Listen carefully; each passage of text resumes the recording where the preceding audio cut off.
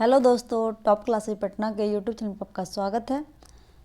हम लोग भारतीय अर्थव्यवस्था को शुरू किए थे, जिसमें हम लोगों ने पिछले 2 लेक्चर को कवर किया है। यदि आप उसे नहीं देखें तो आप उसे भी जाकर देख सकते हैं। और आज का हमारा टॉपिक है मुद्रा एवं मुद्रास्फीति, जिसे बोलते हैं मनी एंड इन्फ्लेशन। तो चलिए एक एक करके क्वेश्चन को देखते हैं।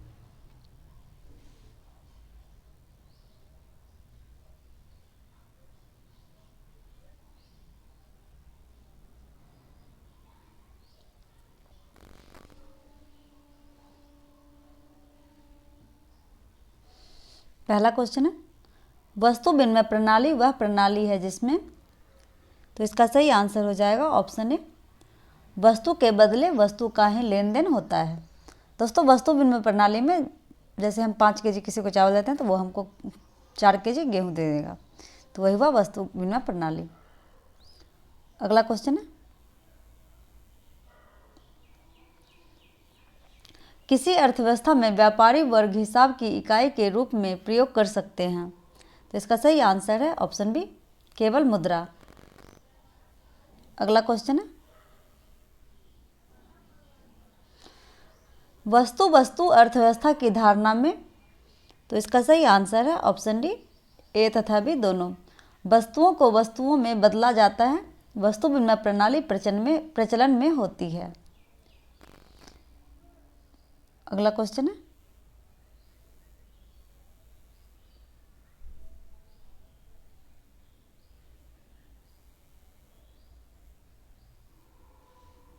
निम्नलिखित में से कौन सी मुद्रा की पर्याप्त परिभाषा है, तो इसका सही आंसर है ऑप्शन डी, कोई भी वस्तु जो सामान्य रूप से वस्तुओं तथा सेवाओं के विनिमय के रूप में स्वीकार की जाती है उसे ही मुद्रा कहते हैं। अगला क्वेश्चन है, वस्तु विनिमय प्रणाली की निम्नलिखित में कौन सी कठिनाई नहीं है, तो इसका सही आंसर है ऑप्शन बी, मूल्य के सामान्य इकाई का पाया जाना। अगला क्वेश्चन है,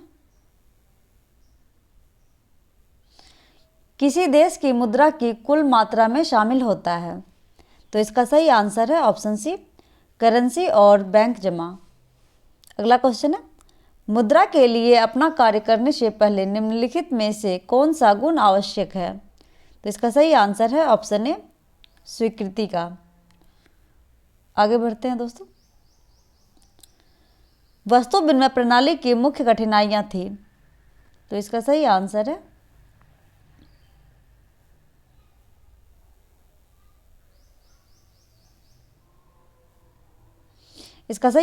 ऑप्शन सी, ए और बी दोनों। जैसे कि ऑप्शन ए में था, आवश्यकताओं के दोहरे संयोग का अभाव। इसका तात्पर्य है कि जैसे कि मुझे तो गेहूं की आवश्यकता है, लेकिन ज़रूरी नहीं कि उसे अगले आदमी को चावल की आवश्यकता हो और वो चावल ही ले ले, तो वही संयोग का अभाव रहता है वस्तु विनिमय प्रणाली में। और दूसरा पॉइंट है मूल्य मापन की कठिनाई, जैसे कि कैसे हम उस वस्तु को बराबर करेंगे। मतलब जैसे हमको गाय लेना है और फिर कोई आदमी चावल बेच रहा है, तो गाय के बदले कितना चावल दे कि दोनों का मूल्य बराबर हो जाए। तो इसीलिए 2 कठिनाई वस्तु विनिमय प्रणाली में आती थी, तो इसका सही आंसर है ऑप्शन सी, ए और बी दोनों। अगला क्वेश्चन है, मुद्रा का प्राचीनतम रूप है, तो इसका सही आंसर है ऑप्शन सी, वस्तु मुद्रा। अगला क्वेश्चन है, किस धातु का मुद्रा के रूप में सर्वाधिक प्रयोग हुआ है, इसका सही आंसर है ऑप्शन डी, चांदी और सोना का। आगे है, मुद्रा का प्राथमिक कार्य कौन सा है, सही आंसर है ऑप्शन डी, विनिमय का माध्यम। आगे है, बचत को प्रभावित कराने प्रमुख तत्व है, तो इसका सही आंसर है ऑप्शन डी, इनमें से सभी। बचत को प्रभावित करने वाले मुख्य तत्व हैं बचत करने की क्षमता, बचत करने की इच्छा और बचत करने की सुविधाएं। आगे, निम्नलिखित में से मुद्रा का प्राथमिक कार्य कौन सा है, सही आंसर है ऑप्शन सी, मूल्य का मापदंड। अगला क्वेश्चन है, केंद्रीय बैंक द्वारा कौन सी मुद्रा जारी की जाती है? सही आंसर है ऑप्शन ए चलन मुद्रा। अगला क्वेश्चन है, निम्नलिखित में से कौन सी निकट मुद्रा है? सही आंसर है ऑप्शन डी उपरोक्त सभी। समय जमा विनिमय पत्र और ट्रेजरी बिल सभी निकट मुद्रा है। अगला क्वेश्चन है, किसने कहा मुद्रा वह है जो मुद्रा का कार्य करे? तो इसका सही आंसर है ऑप्शन डी हॉर्टले विदर्स ने कहा था कि मुद्रा वह है जो मुद्रा का कार्य करे। अगला क्वेश्चन, पूर्ण कार्य मुद्रा वह मुद्रा है जिसमें सिक्के पर अंकित मूल्य और उसमें लगी धातु का, तो इसका सही आंसर है ऑप्शन ए मूल्य बराबर होता है। बराबर जिसका मूल्य होता है सांकेतिक मूल्य, उसे ही पूर्ण मुद्रा कार्य कहा जाता है। अगला क्वेश्चन है, निम्नलिखित में से मुद्रा का गौण कार्य कौन सा नहीं है? तो इसका सही आंसर है ऑप्शन बी मूल्य का मापदंड। मुद्रा का गौण कार्य नहीं है। इसके अलावा स्थगित भुगतानों का मान, मूल्य संचयन और मूल्य का हस्तांतरण मुद्रा का गौण कार्य है। अगला क्वेश्चन है, साख मुद्रा वह मुद्रा है जिसमें मौद्रिक मूल्य वस्तु मूल्य से होता है। तो इसका सही आंसर है ऑप्शन बी कम। अगला क्वेश्चन है, प्रतिनिधि सांकेतिक मुद्रा वह मुद्रा है जिसमें मुद्रा पर अंकित मूल्य तथा वास्तविक मूल्य, तो इसका सही आंसर है ऑप्शन ए बराबर नहीं होते। अगला क्वेश्चन है, भारत में जारी करेंसी है, तो इसका सही आंसर है ऑप्शन ए अपरिवर्तनशील। दोस्तों भारत में जितनी भी जारी करेंसी होती है वह अपरिवर्तनशील होती है। अगला क्वेश्चन है, भारत में करेंसी नोट, तो इसका सही आंसर है ऑप्शन डी उपयुक्त सभी। विधिमान्य मुद्रा है, असीमित विधिमान्य मुद्रा है और प्रादिष्ट मुद्रा है। अगला क्वेश्चन है, मुद्रा पूर्ति का नियमन कौन करता है? तो इसका सही आंसर है option B Reserve Bank of India. दोस्तों भारत में जो है मुद्रा पूर्ति का नियमन रिजर्व बैंक ऑफ इंडिया यानी कि आरबीआई के द्वारा किया जाता है और आरबीआई गवर्नर अभी वर्तमान में शक्तिकांत दास हैं। अगला क्वेश्चन है, निम्न में कौन मुद्रास्फीति का कारण है? सही आंसर है ऑप्शन डी इनमें से सभी। मुद्रा की पूर्ति में वृद्धि, घाटे की वित्त व्यवस्था और जनसंख्या में वृद्धि मुद्रास्फीति का कारण है। अगला क्वेश्चन है, मुद्रा वह धुरी है जिसके चारों ओर अर्थ विज्ञान घूमता है, यह किस अर्थशास्त्री का कथन है? सही आंसर है ऑप्शन सी मार्शल का। अगला क्वेश्चन है, निम्नांकित में किस मुद्रा में वहनीय अधिकता अधिक होती है? इसका सही आंसर है ऑप्शन सी पत्र मुद्रा में। अगला क्वेश्चन है, हमारे देश में किस मुद्रा को वैधानिक मान्यता प्राप्त है? इसका सही आंसर हो जाएगा ऑप्शन डी पत्र मुद्रा को। अगला क्वेश्चन है, मुद्रा के प्रयोग से किसको लाभ हुआ है? तो इसका सही आंसर हो जाएगा दोस्तों ऑप्शन सी ए तथा बी दोनों को। दोस्तों मुद्रा के प्रयोग से उपभोक्ता और उत्पादक दोनों को लाभ हुआ है। अगला क्वेश्चन है, मुद्रा के प्रयोग से किसको प्रोत्साहन मिला है? सही आंसर है ऑप्शन डी इनमें से सभी को। जैसे बचत करते हैं लोग मुद्रा के आने से, फिर पूंजी निर्माण करते हैं, ऋणों का लेन देन हो सकता है मुद्रा से, तो इसका सही आंसर है ऑप्शन डी। अगला क्वेश्चन है, पूंजी का निर्माण होता है, सही आंसर हो जाएगा ऑप्शन सी बचत द्वारा। दोस्तों जब हम अपनी कुछ आय में से कुछ बचत करते हैं तो पूंजी का निर्माण होता है। अगला क्वेश्चन है, साख का प्रयोग होता है, तो इसका सही आंसर है ऑप्शन सी ए तथा बी दोनों द्वारा। उपभोग के लिए और विनियोग के लिए दोनों के द्वारा साख का प्रयोग होता है। अगला क्वेश्चन है, व्यावसायिक बैंकों द्वारा दिए जाने वाले ऋण को कहते हैं? सही आंसर है ऑप्शन सी ए तथा बी दोनों। साख मुद्रा और बैंक मुद्रा दोनों व्यावसायिक बैंकों द्वारा दिए जाने वाले ऋण हैं। अगला क्वेश्चन है, निम्न कथनों पर विचार कीजिए। कथन दिया गया है, भारतीय सिक्के प्रमाणिक अथवा मानक मुद्रा है। अगला कथन है, प्रायः सोने तथा चांदी के सिक्के सांकेतिक मुद्रा होते हैं, तो इसका सही आंसर है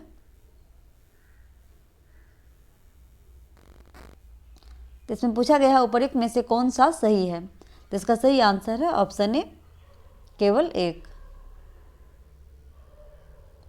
अगला क्वेश्चन है, किसी भी संविदा और दायित्व को पूर्ण करने के लिए जमानत के तौर पर मांगी जाने वाली राशि को क्या कहते हैं।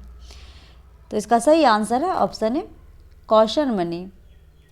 अगला क्वेश्चन है, निम्नलिखित कथनों पर विचार कीजिए। कथन दिया गया है, 1 अप्रैल 1957 को चौका प्रणाली के स्थान पर दासमिक मुद्रा प्रणाली अपनाई गई।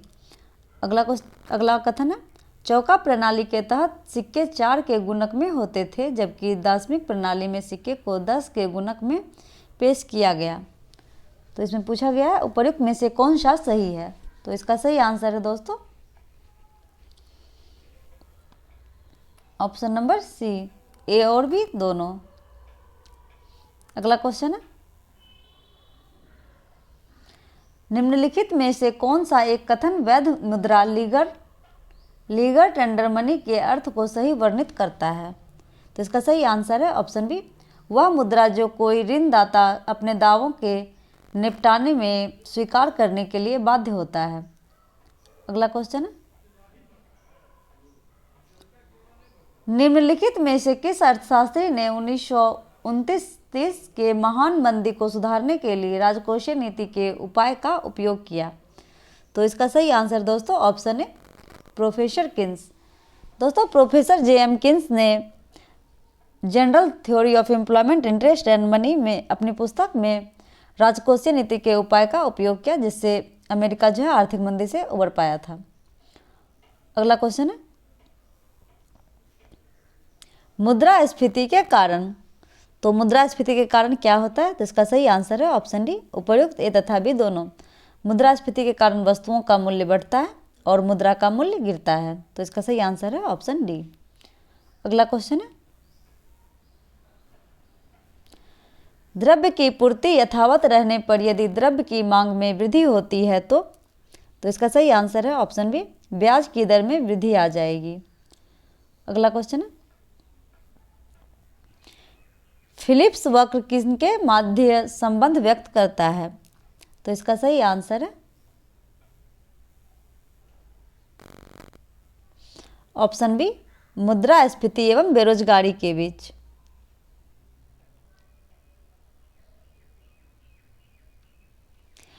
अगला क्वेश्चन है,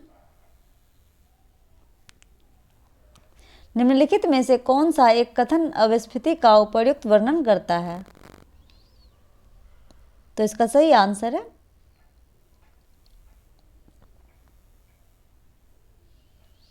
ऑप्शन सी, यह माल तथा सेवाओं के सामान्य कीमत स्तर में आई सतत गिरावट है। अगला क्वेश्चन है, स्फीति दर में होने वाली तीव्र वृद्धि का आरोप कभी कभी आधार प्रभाव पर लगाया जाता है, यह आधार प्रभाव क्या है। तो इसका सही आंसर है ऑप्शन सी,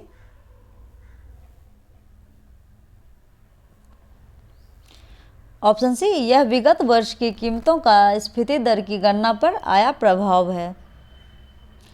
अगला क्वेश्चन है,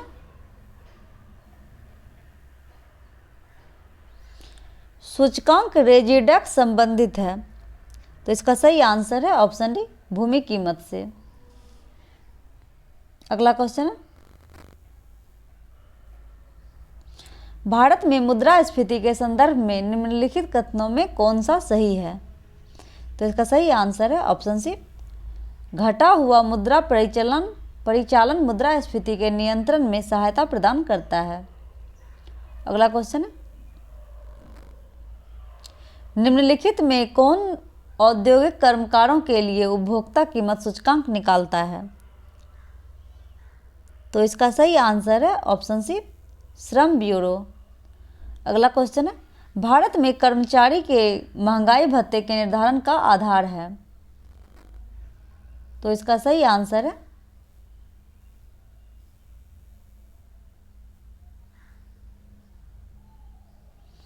ऑप्शन बी, उपभोक्ता मूल्य सूचकांक।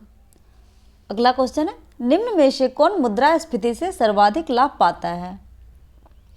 सही आंसर है ऑप्शन बी, ऋणी। दोस्तों जिस समय मुद्रास्फीति होती है यानी कि इन्फ्लेशन आता है, तो उस समय जो ऋण लिया रहता है साहूकार से या फिर बैंक से, जहाँ से भी, तो ऋणी जो है वह लाभ में रहता है। अगला क्वेश्चन है, थोक मूल्य सूचकांक के मापन में निम्न में से किस एक क्षेत्र को सबसे अधिक भार दिया जाता है? तो इसका सही आंसर है ऑप्शन डी, विनिर्मित उत्पाद। अगला क्वेश्चन है, मुद्रा के प्राथमिक कार्य माने जाते हैं। तो इसका सही आंसर है ऑप्शन ए, विनिमय का माध्यम तथा मूल्य मापन। अगला क्वेश्चन है, मुद्रा के मूल्य में स्थिरता होने के कारण मुद्रा। तो इसका सही आंसर है ऑप्शन ए, विलंबित भुगतान का कार्य सुगमता से कर सकती है। आगे,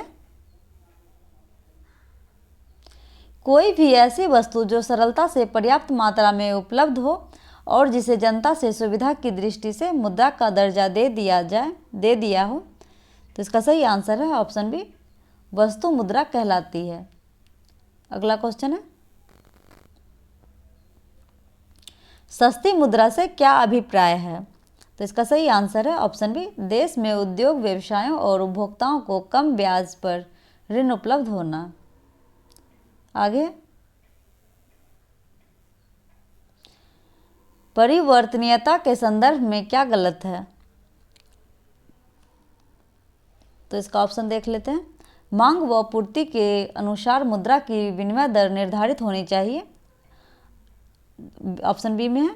अर्थव्यवस्था की सुदृढ़ता विनिमय दर से परिलक्षित होनी चाहिए, ऑप्शन सी में है। इसके द्वारा काले बाजार के लेन देनों को हतोत्साहित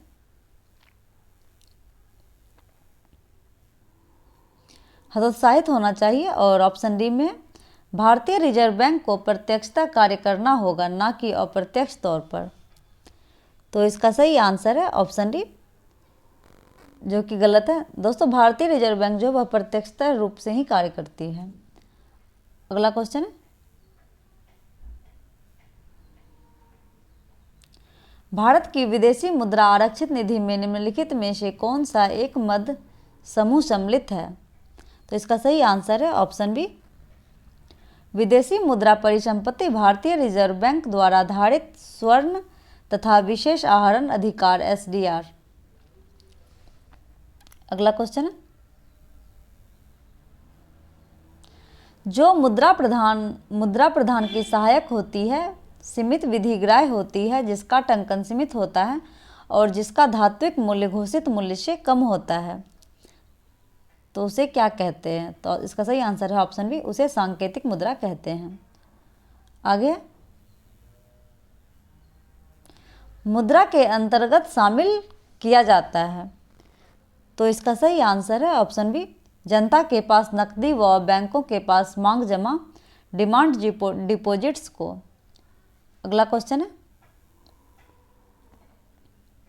जो पद्धति करेंसी प्रणाली पर आधारित हो जिसमें मुद्रा की प्रत्येक इकाई के पीछे 100% कोष रखा जाता है और कागजी मुद्रा स्वर्ण या चांदी में परिवर्तनशील होता है, तो उसे कहते हैं ऑप्शन डी, उपरोक्त में से कोई नहीं। अगला क्वेश्चन है, जिस प्रणाली के अंतर्गत सरकार कोषागार विपत्रों के आधार पर ही नोट निकाल देती है, जिनके पीछे स्वर्ण या अन्य मूल्यवान धातु कोष में रखने की परंपरा नहीं है, तो उसे कहते हैं ऑप्शन ए, उस प्रणाली को कोषागार विपत्र प्रणाली के नाम से पुकारते हैं। अगला क्वेश्चन है,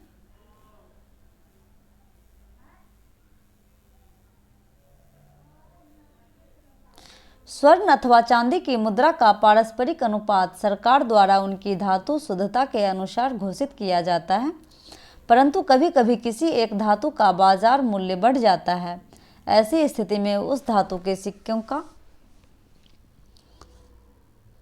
तो इसका सही आंसर है ऑप्शन सी, वास्तविक मूल्य अप्रभावित रहेगा। अगला क्वेश्चन है, कागजी सोना पेपर गोल्ड का संबंध किससे है? तो इसका सही आंसर है ऑप्शन बी, अंतर्राष्ट्रीय मुद्रा कोष के विशेष आहरण अधिकार से। अगला क्वेश्चन है, द्विधातुमान के अंतर्गत, तो इसका सही आंसर है ऑप्शन बी, ग्रेशम का नियम लागू होता है। अगला क्वेश्चन है, वह मुद्रा जिसे सरकार द्वारा वैधानिक रूप में ग्राह्य घोषित किया गया हो, अर्थात उसे भुगतान में स्वीकार न करने पर सरकार द्वारा दंड दिया जा सकता है, तो उसे कहते हैं ऑप्शन सी, विधि ग्राह्य मुद्रा कहलाती है। अगला क्वेश्चन है, द्विधातुमान आज विश्व में, इसका सही आंसर है ऑप्शन डी, कहीं भी प्रचलन में नहीं है। अगला क्वेश्चन है, किसी देश में सारे भुगतान, लेन देन तथा हिसाब किताब जिस मुद्रा में किए जाते हैं वह उस देश की, तो इसका सही आंसर है ऑप्शन बी, प्रधान मुद्रा कहलाती है। अगला क्वेश्चन है, जिस व्यवस्था में मुद्रा के बदले मुद्रा के देने की व्यवस्था होती है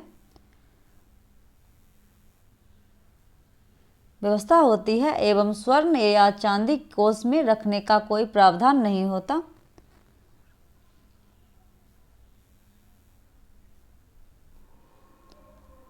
तो उसे कहते हैं ऑप्शन ए, वह व्यवस्था केवल मुद्रा विनिमयमान या वलन विनिमयमान रह जाती है। अगला क्वेश्चन है,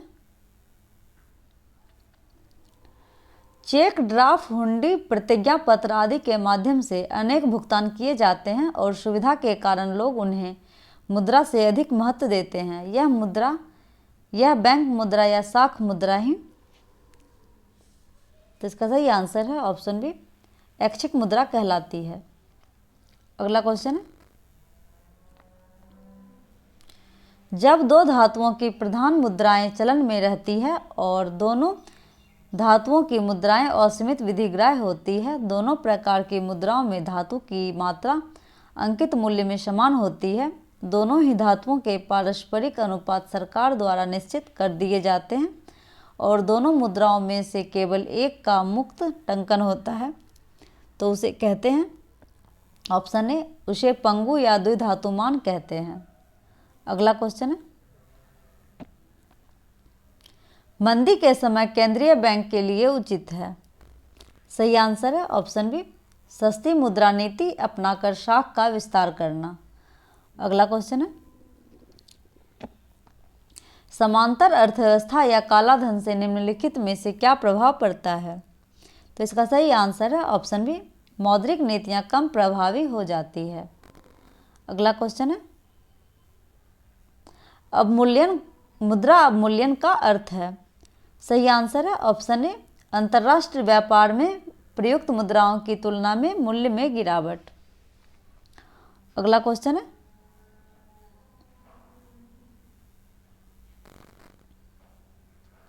रुपए के अवमूल्यन का संकल्पित लक्ष्य है, तो इसका सही आंसर है ऑप्शन डी, उपरोक्त सभी। मुद्रा का जब अवमूल्यन किया जाता है रुपये का, तो उससे निर्यात को बढ़ावा मिलता है और विदेशी विनिमय की प्राप्ति अधिक होती है और बढ़ते आयात को रोकना, और जो बढ़ता आयात है उसे रोका जा सकता है। अगला क्वेश्चन है, सुमेलित कीजिए, तो इसका सही आंसर है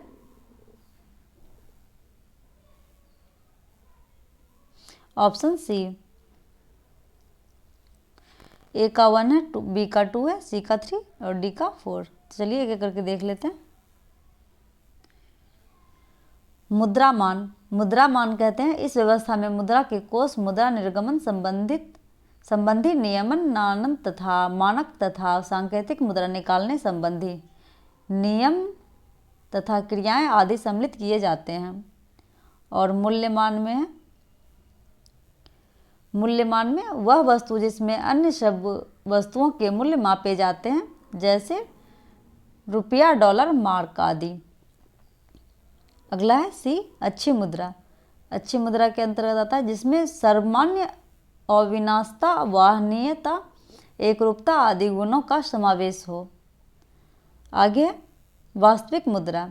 वास्तविक मुद्रा के अंतर्गत आता है किसी देश में चलने वाली मुद्रा का भौतिक रूप। तो इसका सही आंसर है ऑप्शन सी। अगला क्वेश्चन है,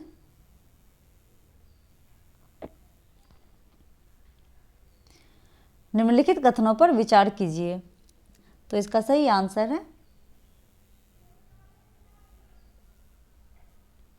ऑप्शन नंबर डी। निम्नलिखित कूटों के आधार पर भारत में मुद्रा के विकास के संबंध में सही उत्तर का चुनाव करें। तो इसका सही आंसर है ऑप्शन डी, ये सभी जितने भी कूट दिए गए सभी सही है। तो एक बार पढ़ देते हैं कूट सब। पहला है, 7वीं शताब्दी ईसा पूर्व के बीच जारी सिक्कों को पंच मावड़ सिक्के कहा जाते थे। अगला कथन है, भारत में मुगलों के शासनकाल में एकीकृत एवं सुसंगठित मौद्रिक प्रणाली की शुरुआत हुई। आगे, शेर शाह सूरी ने 1540 से 45 के बीच चांदी के रुपए की शुरुआत की।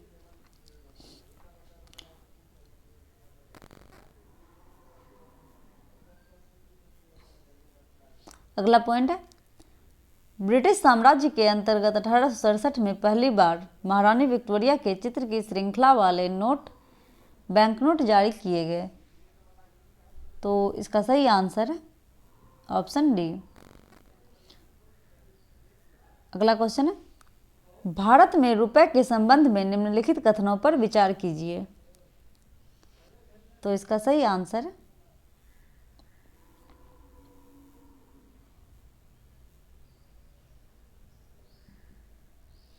ऑप्शन नंबर डी, उपरोक्त सभी। तो एक एक करके सारे कथन को देख लेते हैं। वर्ष 1935 में बैंक नोटों के मुद्रण का दायित्व भारतीय रिजर्व बैंक को प्राप्त हो गया। और अगला कथन है, वर्ष 1957 के पूर्व भारतीय रुपया 16 आनों में विभाजित रहा। अगला पॉइंट है, भारत में मुद्रा के दशमलव प्रणाली की शुरुआत वर्ष 1959 ईस्वी में प्रारंभ हुई। आगे, गांधी जी के चित्र वाले कागजी नोटों की श्रृंखला की शुरुआत वर्ष 1996 में हुई। तो इसमें सारे कथन सही है। तो इसका सही आंसर है ऑप्शन डी। अगला क्वेश्चन है, भारतीय रुपए के संदर्भ में निम्नलिखित कथनों पर विचार कीजिए।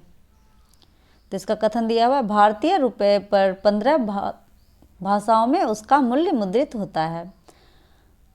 अगला कथन है, रुपए के प्रतीक चिन्ह रुपए का अनुमोदन केंद्रीय मंत्रिमंडल ने 15 जुलाई 2010 को प्रदान किया।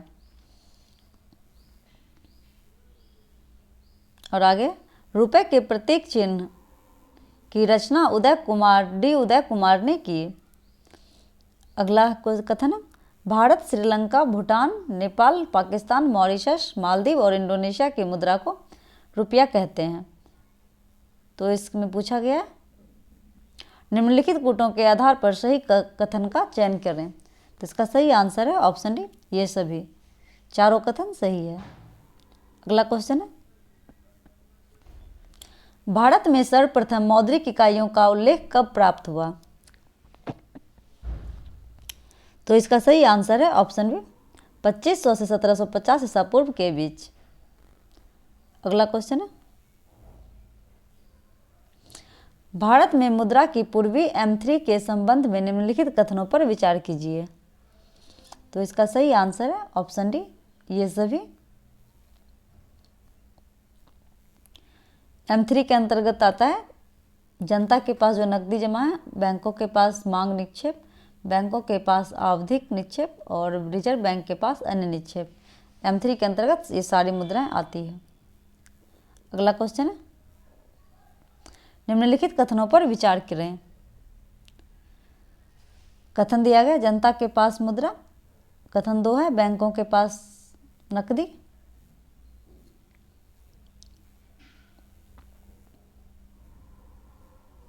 बैंकों में सावधि जमा। और अगला कथन है, डाकघर बचत बैंक जमा। तो इसमें पूछा गया, उपरोक्त मदों से किन्हें भारत में आरक्षित मुद्रा के रूप में सम्मिलित किया जाता है, निम्नलिखित कूट के माध्यम से सही उत्तर दें। तो इसका सही आंसर है ऑप्शन ए और बी दोनों, ए और बी। अगला क्वेश्चन है, किसी वस्तु की कीमत में वृद्धि से क्या अभिप्राय है? तो इसका सही आंसर है ऑप्शन बी, केवल मुद्रा करेंसी के मूल्य में गिरावट से। अगला क्वेश्चन है,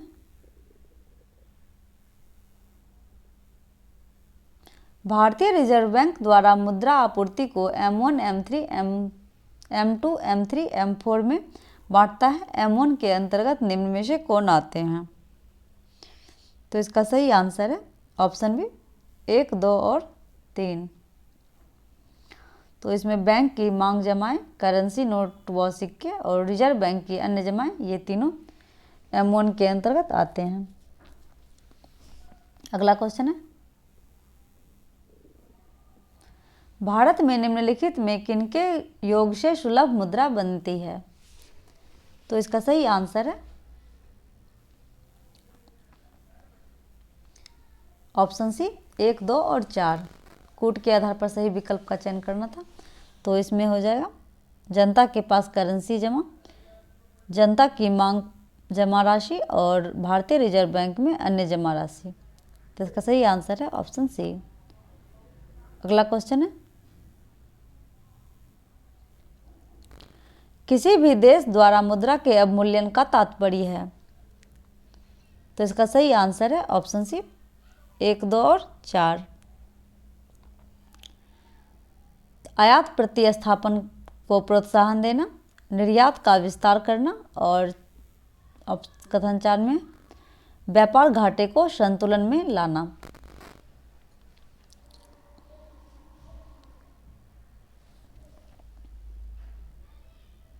यहाँ जो आयात का विस्तार करना, तो इसका मुद्रा के अवमूल्यन का तात्पर्य होता है आयात को कम करना, क्योंकि जब अपने देश का मुद्रा का अवमूल्यन होता है तो वस्तु जो है सस्ती हो जाती है। अगला क्वेश्चन है, रुपए की परिवर्तनशीलता से क्या तात्पर्य है? तो इसका सही आंसर है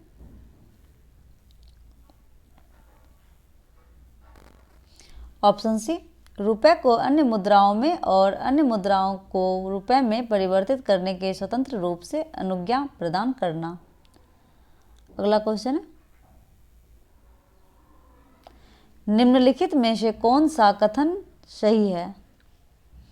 तो 2 कथन है, उच्च समृद्धि मुद्रा स्फीति की ओर ले जाएगी और दूसरा कथन है, उच्च समृद्धि मुद्रा स्फीति की ओर ले जाएगी, मुद्रा अपस्फीति की ओर ले जाएगी। तो इसका सही आंसर है ऑप्शन ए, केवल 1। अगला क्वेश्चन है,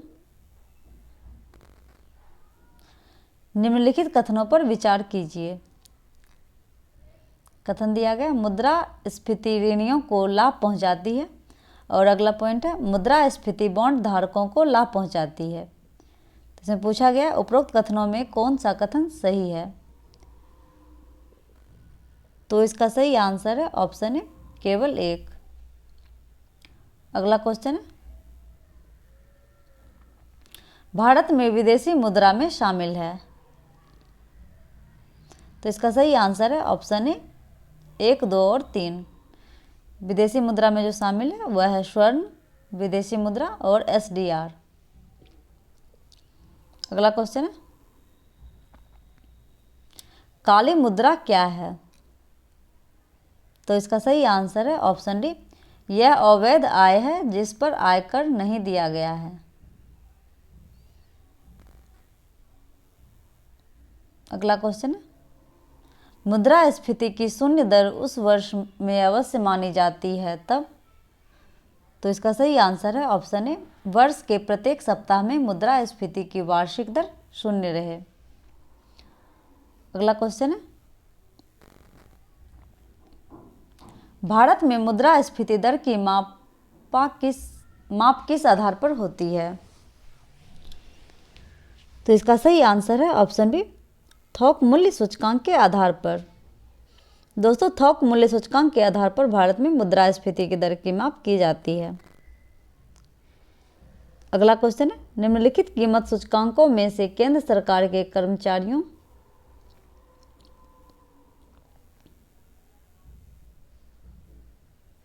कर्मचारियों की मजदूरी में क्षतिपूर्ति हेतु किसका प्रयोग किया जाता है? तो इसका सही आंसर है ऑप्शन है थोक कीमत सूचकांक का। अगला क्वेश्चन है, किसे प्लास्टिक मनी कहा जाता है? तो इसका सही आंसर है ऑप्शन बी क्रेडिट कार्ड को। दोस्तों जितने भी क्रेडिट कार्ड होते हैं उसे प्लास्टिक मनी के नाम से जानते हैं। अगला क्वेश्चन है, स्मार्ट मनी शब्द का प्रयोग होता है? तो इसका सही आंसर है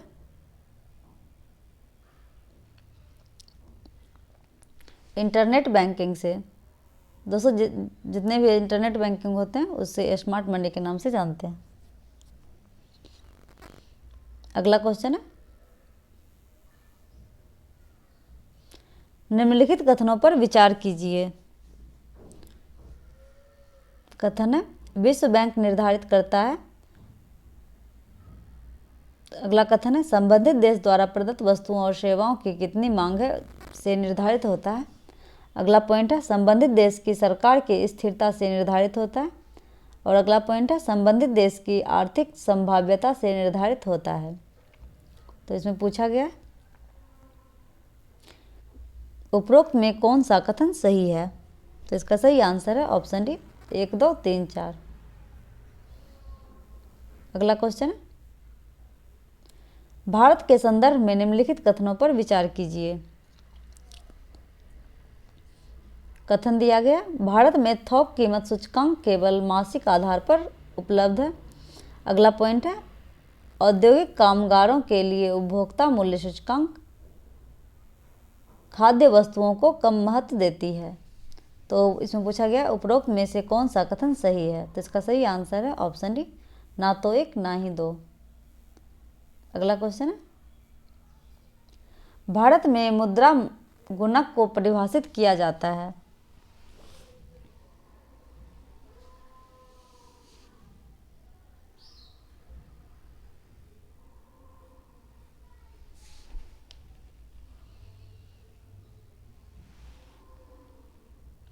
तो इसमें आंसर ही नहीं दिया गया। तो अगला क्वेश्चन देख लेते हैं, सूची 1 को सूची 2 से सुमेलित कीजिए और सूचियों के नीचे दिए गए कूट का प्रयोग कर सही उत्तर चुनिए।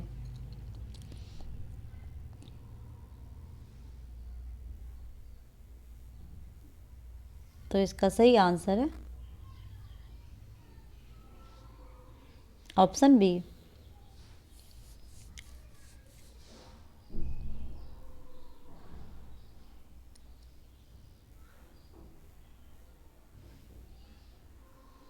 जैसे मैक्सिको की मुद्रा को पेसो कहते हैं और ऑस्ट्रिया की मुद्रा को सिलिंग कहते हैं।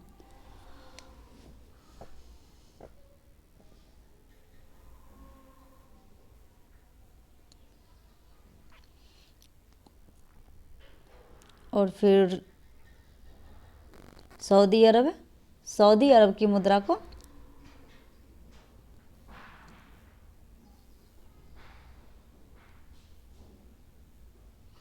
सऊदी अरब की मुद्रा को रियाल कहते हैं और जापान की मुद्रा को येन कहते हैं। तो इसका सही आंसर है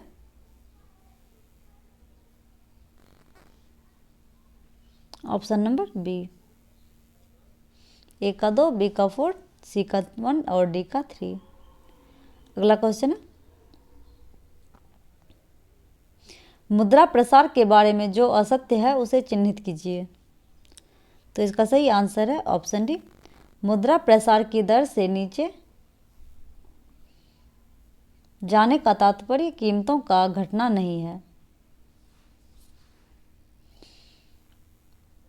इसके अलावा मुद्रा प्रसार से जितने भी संबंधित तथ्य दिए गए हैं वह सभी सही है। जिसमें है पहला, मुद्रा प्रसार इंगित करता है वस्तु समूह की कीमतों में वृद्धि बिंदु से बिंदु आधार पर। अगला पॉइंट है, भारत में मुद्रा प्रसार की दर की गणना थोक कीमत सूचकांक के आधार पर की जाती है। और अगला पॉइंट है, मुद्रा प्रसार के माप के लिए कुछ वस्तुओं की खुदरा कीमतों को भी ध्यान में रखा जाता है। अगला क्वेश्चन है, मुद्रास्फीति की दरें किस सूचकांक पर आधारित होती है? इसका सही आंसर है ऑप्शन बी, थोक मूल्य सूचकांक पर। अगला क्वेश्चन है, मुद्रा स्वयं मुद्रा का निर्माण करती है, यह परिभाषा किसने प्रस्तुत की?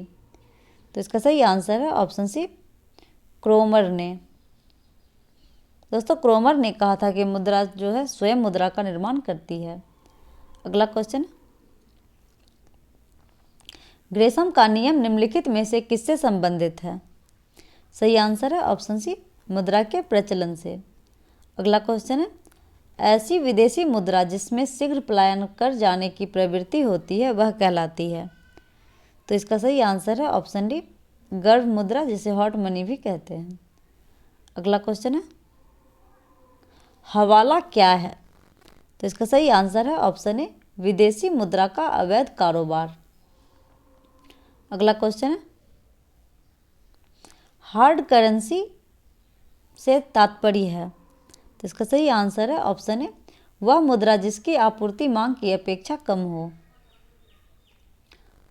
अगला क्वेश्चन है, सॉफ्ट करेंसी से क्या तात्पर्य है?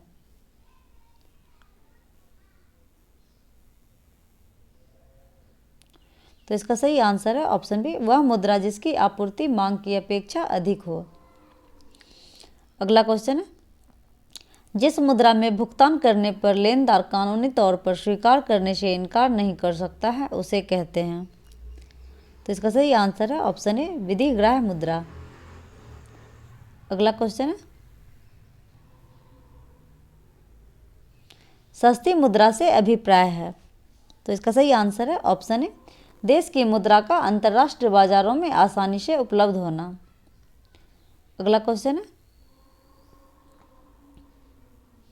किन देशों की मुद्रा प्रायः हार्ड करेंसी होती है? तो इसका सही आंसर है ऑप्शन बी, विकसित देशों की। दोस्तों विकसित देशों की जितने भी मुद्रा है वह हार्ड करेंसी होती है। अगला क्वेश्चन है, सही कथन है या है?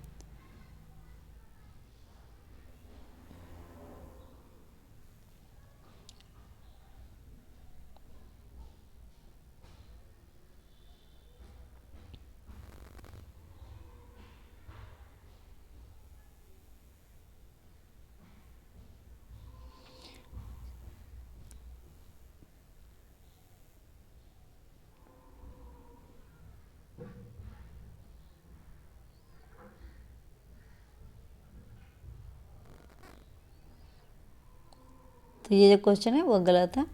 अगला क्वेश्चन को देख लेते हैं, ऑप्शन में आंसर ही नहीं है। अगला क्वेश्चन है, सरकार द्वारा पुरानी मुद्रा को समाप्त कर नई मुद्रा चलाना कहलाता है? तो इसका सही आंसर है ऑप्शन बी, विमुद्रीकरण। दोस्तों सरकार जब मुद्रा को समाप्त कर नई मुद्रा को चलाती है तो उसे विमुद्रीकरण कहा जाता है।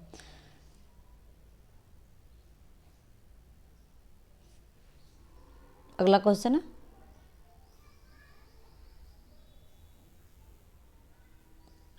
मुद्रा संकुचन का कारण होता है? तो इसका सही आंसर है ऑप्शन सी, माल एवं सेवाओं की पूर्ति की तुलना में मुद्रा की पूर्ति में कमी। अगला क्वेश्चन है,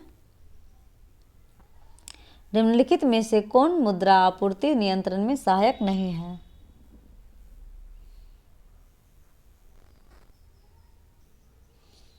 तो इसका सही आंसर है ऑप्शन ए, मुक्त बाजार नीति। अगला क्वेश्चन है, वह अवस्था जिसमें मुद्रा का मूल्य गिर जाता है और कीमतें बढ़ जाती है कहलाती है? तो इसका सही आंसर है ऑप्शन ए, मुद्रास्फीति। दोस्तों जब मुद्रा का मूल्य गिर जाता है और कीमतें बढ़ जाती है तो उसे मुद्रास्फीति कहा जाता है। अगला क्वेश्चन है, अर्थव्यवस्था की वैसी स्थिति जिसमें मुद्रास्फीति के साथ साथ मंदी की स्थिति होती है कहलाती है? तो इसका सही आंसर है ऑप्शन बी, स्टैगफ्लेशन।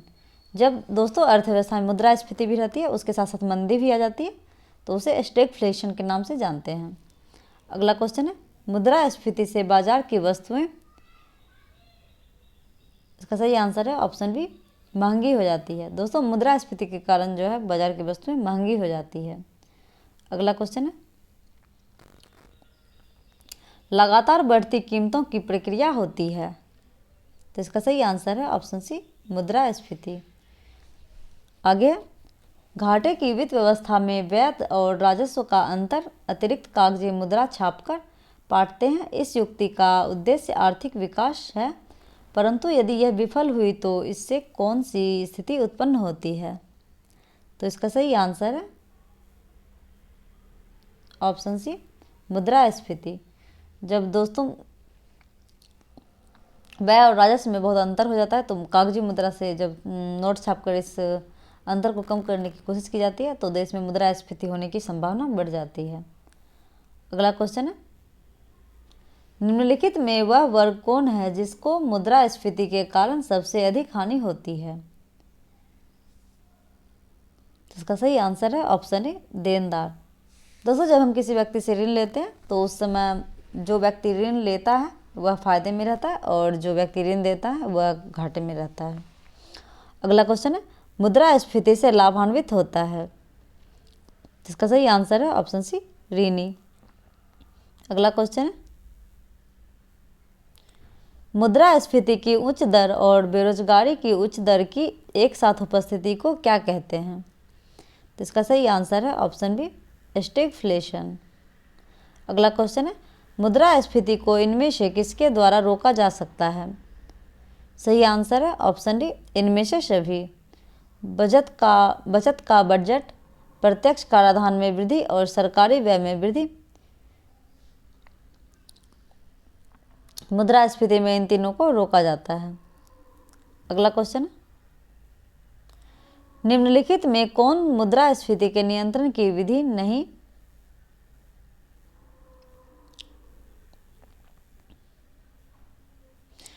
है? तो इसका सही आंसर है ऑप्शन नंबर सी, ब्याज दर में कमी। अगला क्वेश्चन है, भारत में मुद्रास्फीति ज्ञात करने के लिए किसका प्रयोग किया जाता है? सही आंसर है ऑप्शन सी, थोक मूल्य सूचकांक का। अगला क्वेश्चन है, भारत में मुद्रास्फीति मापी जाती है? सही आंसर है ऑप्शन ए, थोक मूल्य सूचकांक द्वारा। अगला क्वेश्चन है, मुद्रास्फीति को अस्थायी रूप से किस प्रकार नियंत्रित किया जा सकता है? इसका सही आंसर है ऑप्शन सी, मुद्रा आपूर्ति की वृद्धि कर नियंत्रण करना। अगला क्वेश्चन है, निम्नलिखित में से मुद्रा आपूर्ति की सर्वाधिक तरल माप है? इसका सही आंसर है ऑप्शन ए, M1। अगला क्वेश्चन है, किस संघटक को मुद्रापूर्ति में विस्तृत मुद्रा कहा जाता है? तो इसका सही आंसर है ऑप्शन सी, M3 को। अगला क्वेश्चन है, मुद्रा आपूर्ति की माप M1 में किसे शामिल नहीं किया जाता है? तो इसका सही आंसर है ऑप्शन बी, डाक खानों की मांग जमा को। तो इसका सही आंसर है ऑप्शन बी। इसके अलावा जनता के पास नकद मुद्रा, बैंकों की मांग जमा और बैंकों की सावधि जमा को M1 में शामिल किया जाता है। अगला क्वेश्चन है, मुद्रास्फीति किस कारण से होती है? तो इसका सही आंसर है ऑप्शन बी, मुद्रापूर्ति में वृद्धि तथा उत्पादन में ह्रास से। अगला क्वेश्चन है, किस घटक में भारत के विदेशी मुद्रा भंडार की वृद्धि में प्रमुख योगदान दिया है? इसका सही आंसर है ऑप्शन डी, इनमें से सभी। रुपए का अवमूल्यन और प्रत्यक्ष और अप्रत्यक्ष विदेशी निवेश और रुपए की पूर्ण परिवर्तनीयता। अगला क्वेश्चन है, देश के विदेशी मुद्रा भंडार में किस घटक को सम्मिलित किया जाता है? तो इसका सही आंसर है ऑप्शन डी, इनमें से सभी। आरबीआई की विदेशी मुद्रा परिसंपत्तियां, आरबीआई के स्वर्ण भंडार और रुपए की पूर्ण परिवर्तनीयता, यह तीनों को विदेशी मुद्रा भंडार में सम्मिलित किया जाता है। अगला क्वेश्चन है, भारतीय मुद्रा रुपया की आधिकारिक विनिमय दर संबंधित है? तो इसका सही आंसर है ऑप्शन नंबर डी, चुनी हुई विदेशी मुद्राओं के समूह से। अगला क्वेश्चन है, भारत में सर्वप्रथम पत्र मुद्रा का चलन कब प्रारंभ हुआ?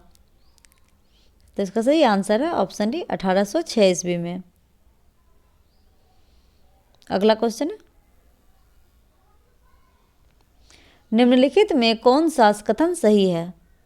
इसका सही आंसर है ऑप्शन सी, उपर्युक्त में से दोनों। अवमूल्यन से विदेशी बाजार में निर्यात सस्ता हो जाता है और अवमूल्यन से घरेलू आयात बाजार में आयात महंगा हो जाता है। तो इसमें दोनों कथन सही है। अगला क्वेश्चन है,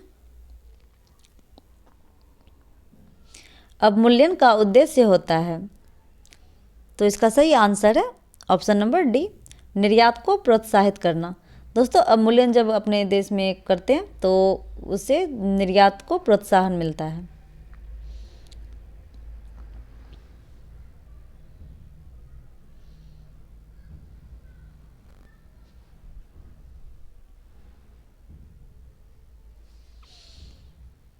अगला क्वेश्चन है, अब तक भारतीय रुपये का कितनी बार अवमूल्यन किया जा चुका है? तो इसका सही आंसर है ऑप्शन सी, 3 बार।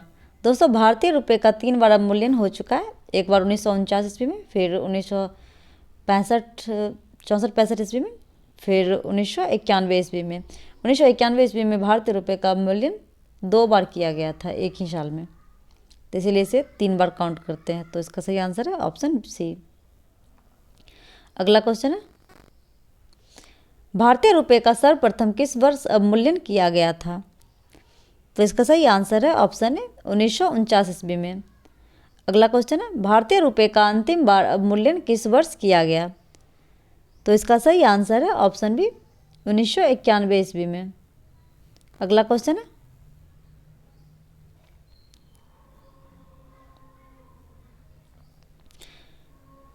किस वर्ष भारतीय रुपये का 2 चरणों में अवमूल्यन किया गया? तो इसका सही आंसर है दोस्तों ऑप्शन सी, 1991 ईस्वी में। अगला क्वेश्चन है, जुलाई 1991 में भारतीय रुपये के 2 चरणों में अवमूल्यन किया गया। प्रथम चरण में भारतीय रुपये का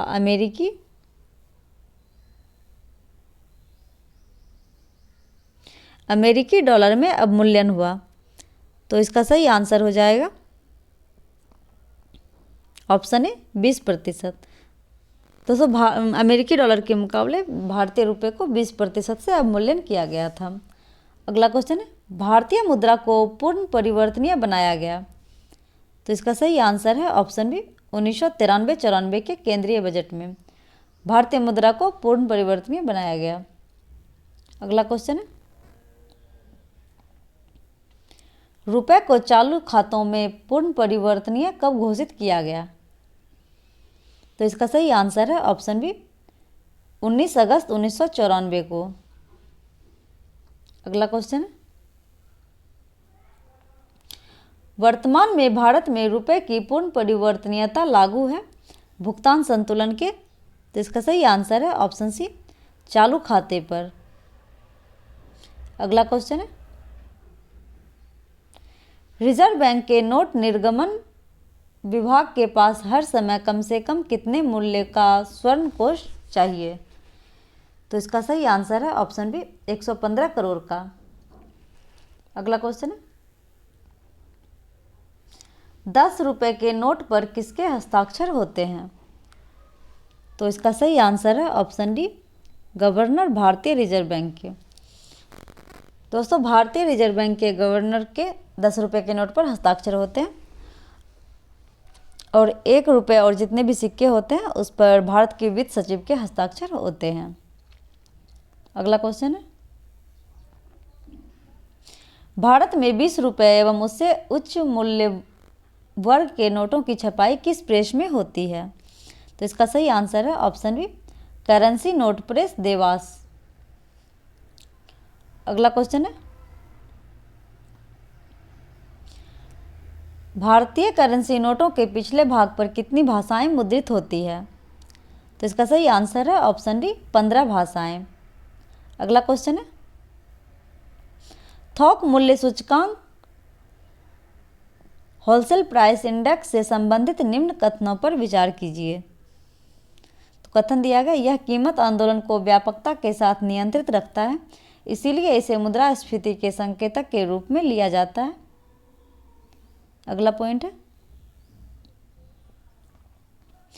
भारत में साप्ताहिक थोक मूल्य सूचकांक के संकलन तथा प्रकाशन का कार्य आर्थिक परामर्शदाता कार्यालय को सौंपा गया है। तो इसमें पूछा गया उपर्युक्त कथनों में से कौन सा सही है। तो इसका सही आंसर है ऑप्शन ए, केवल एक सही है। अगला क्वेश्चन है, भारतीय रिजर्व बैंक करेंसी नोट जारी करता है। तो इसका सही आंसर है ऑप्शन सी, नियत न्यूनतम आरक्षित प्रणाली के अंतर्गत। अगला क्वेश्चन है, किसी अर्थव्यवस्था में मुद्रा के मूल्य और कीमत स्तर के बीच संबंध होता है। तो इसका सही आंसर है ऑप्शन बी, प्रतिलोम संबंध होता है। अगला क्वेश्चन है, स्टैगफ्लेशन स्थिति है। तो इसका सही आंसर है ऑप्शन ए, गतिरोध और मंदी की स्थिति। और गतिरोध और मुद्रास्फीति की स्थिति, तो इसका दोनों आंसर है, बी और सी दोनों आंसर हो जाएगा। जब गतिरोध भी होता है और फिर मंदी की स्थिति होती है और उसके साथ ही मुद्रास्फीति होती है तो उसे स्टैगफ्लेशन की स्थिति कहा जाता है। तो दोस्तों आज हम लोगों ने मुद्रा एवं मुद्रास्फीति संबंधित सभी महत्वपूर्ण प्रश्नों को देखा, जो आने वाले सभी एग्जाम के लिए बहुत ही महत्वपूर्ण। तो वीडियो में अंत तक बने रहने के लिए धन्यवाद। यदि वीडियो अच्छा लगा तो अपने दोस्तों को ज़रूर शेयर कीजिएगा और दोस्तों वीडियो को लाइक कर दीजिएगा और चैनल को सब्सक्राइब कर दीजिएगा, जिससे सबसे पहले आपको नोटिफिकेशन मिल सके। Thank you.